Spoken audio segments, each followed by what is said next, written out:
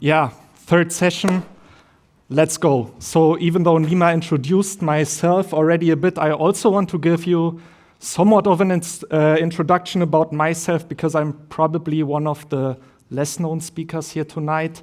So I'm Flo. I'm 23 years old, and as you know already, I'm a recent graduate here from KLU. To give you some more of a background about myself, so I'm currently working as a product owner, and as already said, we are trying to digitalize truck handling. Before that, I for sure, and also said it kind of as well, I was a student here at KLU, and I basically went through exactly the same things that at least the students here in this room are going through at the moment, namely participating lectures or not participating lectures. Greetings to all my former professors here in this room. Preparing for exams, writing exams, and I basically did all of these things as well. Before that, also kind of obvious, I went to high school, and maybe you can remember that for the rest of my talks, because I will basically take you to or through some of the life-changing decisions that I had to take along the way. Now, I'm obviously standing up here, feeling like a bad version of Steve Jobs, about to hit my quarter life, and this is where things become a bit weird, right? At least that's how I feel, because teenagers turn into grown-ups, and all of a sudden you have to take all of these very mature decisions, have to do these very, very mature things. Finishing studies, getting insured on your own, paying rent. In my particular case, it was basically closing my first ever phone contract 2 weeks ago. So hi, Dad, if you can see that, yes, I took care of transferring my phone number. So the thing, and I kind of said it already, I'm going to talk about a conflict that happens basically in each and every one of our minds during this quarter life. And I also want to showcase you how we can basically use our past experiences, past decisions that we took, in order to navigate successfully and also with confidence to and through our future. What is this conflict made of? And maybe all academic lovers may not want to listen for a second, because I have no scientific proof for that. But for me, it is basically made out of two things. First, we have plans. Second, we have time.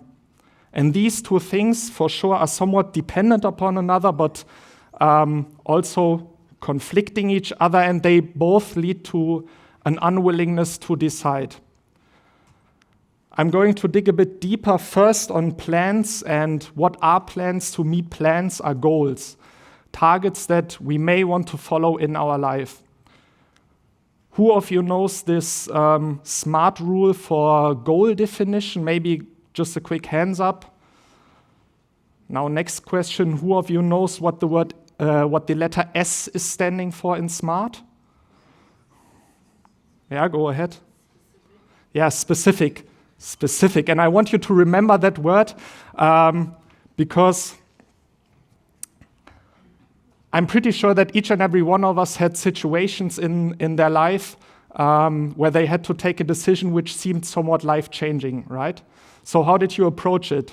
You probably made yourself a plan A, then you made yourself a plan B, plan C, and so on and so on. And while each and every one of these plans may be specific on its own, collectively, they are not at all, right? I for sure also totally understand the rationale behind making multiple plans, right? You want to have somewhat of a security, somewhat of a backup plan inside of your head. And there's also for sure some social pressure associated with it. Quite interestingly, in the moment that you set yourself a plan B, you planted this idea inside of your head that there may be an alternative out there with which you could be potentially better off. So what do you do instead? You make yourself just one plan, the plan A. And I don't know who taught me this honestly, or whether it was just my pure foolishness, but I was never the type of guy who made himself more than one plan. And I mean, kind of, it's obvious as well, right? You just have that one specific target, one goal that you may want to follow within your life. The challenge lies in understanding whether it really matches your true desire that you have in that specific moment. And I can tell you basically a story about it. For my first application after high school for university was for dual studies, actually not at KLU. And I already saw myself as this very, very cool e-commerce guy that I may want to become after finishing the studies. I mean, both apparently did not work. But during the application process, I was somewhat confronted with a lot of questions that I was actually not able to answer. And I realized that especially during the interviews. A few weeks later, I had clarity on things and I got rejected. Because they basically claimed that I was not knowing enough about the company. The question that I was asking myself at that time was whether it was just me not knowing enough about the company, or whether it was me not knowing enough about myself. And this thing I want you to keep in mind, because it is basic, or it taught me at least the thing that having a plan A, which does not met your true desire, having a plan A that you don't really know about, can basically lead to sometimes the exact same outcome as having a plan B, because both are somewhat inspecific and both can lead to outcomes which are not desired in that specific moment. Having said now the harder part, I want to follow up with the next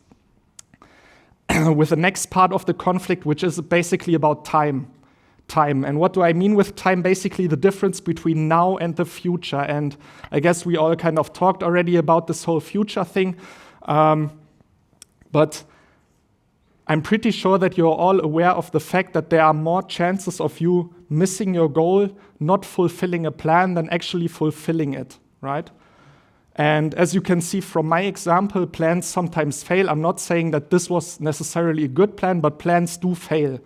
And there are so many obstacles out there which we cannot control, so many things about our future that we cannot control. And this gives us somewhat of a feeling of anxiety, stress, a feeling of uncertainty. And this uncertainty is a funny thing, right? It is basically just a lack of clarity. And quite interestingly, I was asking myself in preparation for this talk, is uncertainty really a problem? Or can we rather see uncertainty as a placeholder until we found our real true desire? And I want to take the time also to mention one of my favorite TV shows, How I Met Your Mother. I guess some of you may know it. And in a few episodes, the main characters, Marshall and Ted, may or may not have a problem in future, and they don't know about it yet, right?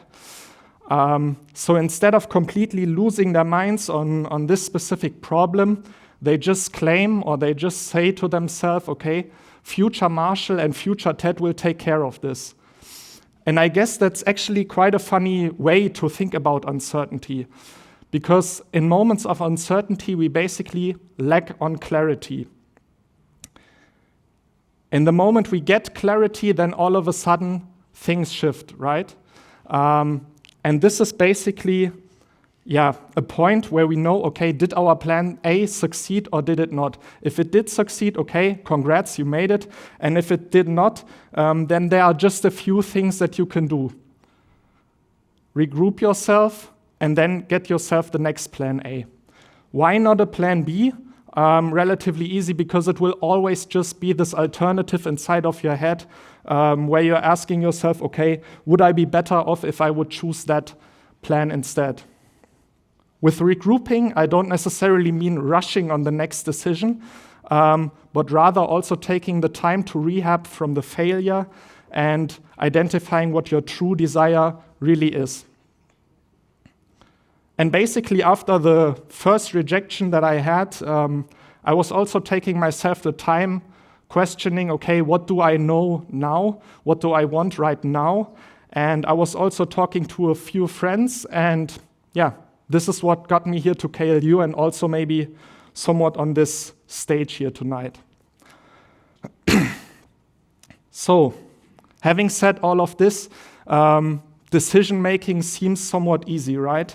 But unfortunately, or maybe also luckily, we are all human, and failed plans, feelings of uncertainty leave marks in each and every one of our minds. And honestly, there's just one thing that I can tell you what is important about having these marks, and that is getting disciplined on taking decisions, right?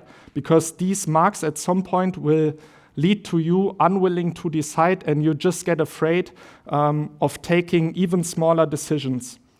And I guess university is actually a good place to practice taking decisions, right? I mean, you just have to take smaller decisions along the way, decide on internships, decide on courses you want to take, maybe even deciding on group members you want to have a group work with. And in the moment that you're not avoiding these kind of decisions, you will grow with each decision that you make along the way.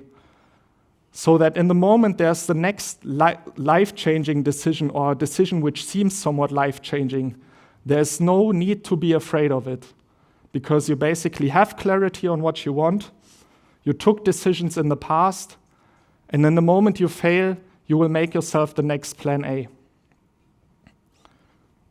Now coming to my last decision, which seemed somewhat life-changing, which was basically about choosing what to do after university.